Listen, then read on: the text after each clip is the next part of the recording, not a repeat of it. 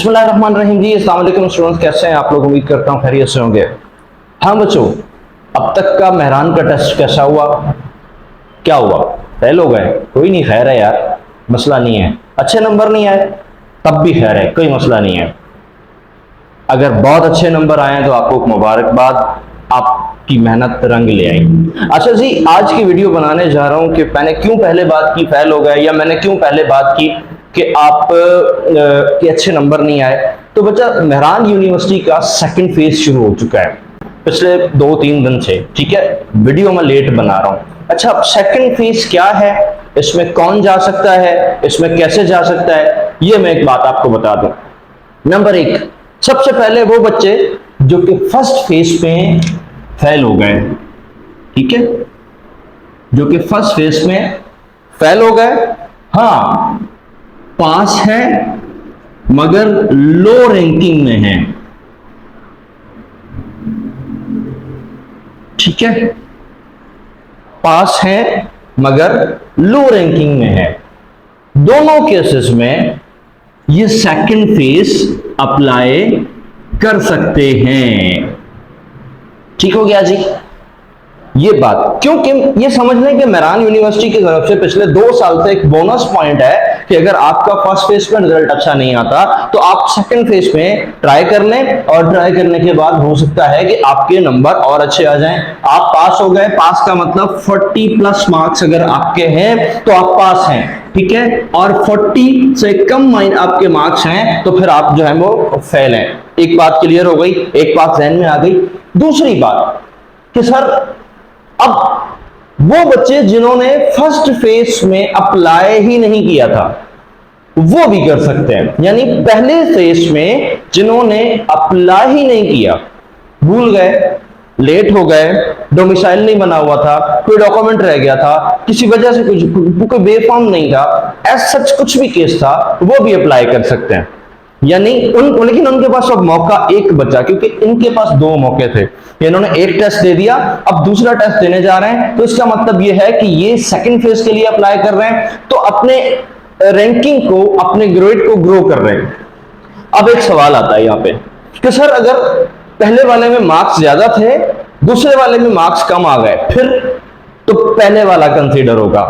अगर पहले वाले में मार्क्स कम थे, दूसरे वाले में मार्क्स ज्यादा आ गए, तो फिर दूसरे वाला कंसीडर होगा। यहां तक बात समझ में आई कि फर्स्ट फेज में मार्क्स कम है, दूसरे फेज में मार्क्स ज्यादा आ गए, तो सेकंड फेज के मार्क्स कंसीडर होंगे।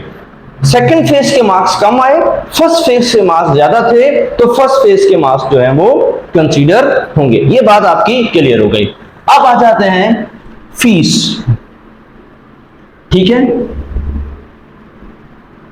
फीस इन सब के लिए, कौन कौन से? फेल्यूअर के लिए या फिर लो रैंकिंग वालों के लिए, यानी जो दोबारा से रजिस्टर्ड कर रहे हैं, ठीक है, उनकी फीस हाफ होगी। समझ रहे हो बात को? उनकी फीस क्या होगी जनाब? हाफ होगी। एक बात। दूसरी बात मैं आपको बताऊं कि सर फीस जमा कैसे करानी है, रजिस्ट्रेशन कैसे करानी है। तो देखो भाई, मैं स्क्रीन पर लगा भी देता हूं, स्क्रीन पे शो हो रहा होगा कि आप अपना जब पोर्टल खोलोगे तो पोर्टल में जहां चालान की जगह होगी, वहां चालान के साथ साथ जो है वो एक और जगह भी होगी, और वो होगी दूसरे चालान की जगह, ठीक है। तो आप वहां जाएंगे, पोर्टल खोलेंगे, चालान फिल कराएंगे, चालान फिल करने के बाद वहां अपना चालान सबमिट कर देंगे। आपको मजीद कुछ करने की जरूरत नहीं। थोड़े दिनों में, 1-2 दिनों के अंदर टेस्ट की डेट आ जाएगी। आप टेस्ट की डेट सेलेक्ट करेंगे, और टेस्ट की डेट सेलेक्ट करने के बाद जो है वो अगेन जैसे पहला फेज हुआ वैसे ही सेकंड फेज हुआ। कब से शुरू हो रहे हैं मैं आपको अभी बता देता हूं। 8 जुलाई से सेकंड फेज शुरू हो रहा है, ठीक है। 8 जुलाई से सेकंड फेज के क्या टेस्ट शुरू हो रहे हैं, टेस्ट शुरू हो रहे हैं। और लास्ट डेट क्या है? लास्ट डेट टू रजिस्टर वो है 4 जुलाई, सॉरी 4 जुलाई, ठीक है। 4 जुलाई तक फिल कर लें। अब वो बच्चों के लिए एक सवाल कि सर जिन्होंने पहले अप्लाई नहीं किया, तो वो पहले अपना डॉक्यूमेंट अप्लाई करेंगे, डोमिसाइल, पीआरसी, जो भी, सॉरी पीआरसी तो नहीं होती, आपकी फर्स्ट ईयर की मार्कशीट, आपका बे फॉर्म, जो भी आप सब फिल करेंगे जैसे इन्होंने किया था। इन्होंने फर्स्ट टाइम में कर लिया था, अब आप सेकंड टाइम में करेंगे। इन्होंने किया था, आप करेंगे। करने के बाद फिर आपको फीस फुल देनी है, यानी यहां पे मैं लिख देता हूं full fees for new register, यानी नए लोगों के लिए, जो नया बच्चा पहली दफा देने आ रहा है। अच्छा पहले रजिस्टर, अच्छा एक सवाल आया था, सुनिए। एक सवाल ये आया कि सर हमने फीस जमा करा दी, ओके, हमने सब कुछ कर दिया था, लेकिन हमने टेस्ट नहीं दे पाए, तो फिर भी आप हाफ फीस दोगे? कोई बात नहीं, पहली बात तो गलती की, अगर टेस्ट नहीं दे पाए, चलो कोई बात नहीं, कोई मजबूरी होती है तो आपके लिए हाफ फीस होगी। जिन्होंने पहली दफा में फीस जमा ही नहीं कराई, डॉक्यूमेंट सबमिट ही नहीं किए, उनके लिए फुल फीस होगी, उनके लिए हाफ फीस नहीं होगी। एक बात यहां तक आ गई।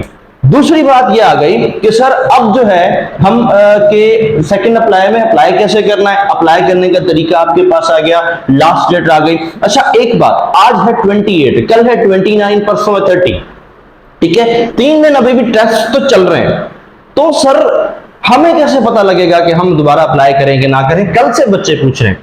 भाई देखो, एक बात तो यह है कि आप दिल से सच मानना सीखो।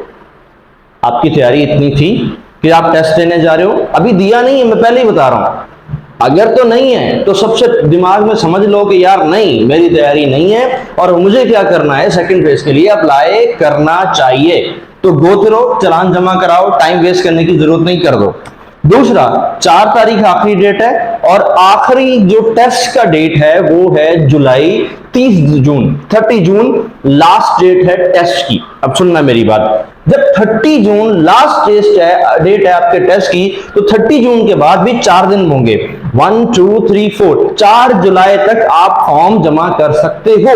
तो कोई बात नहीं, जो बच्चे अभी टेस्ट जिन्होंने नहीं दिया वो इंतजार कर लें, 30 जून के बाद अपना कारनामा पता कर लें।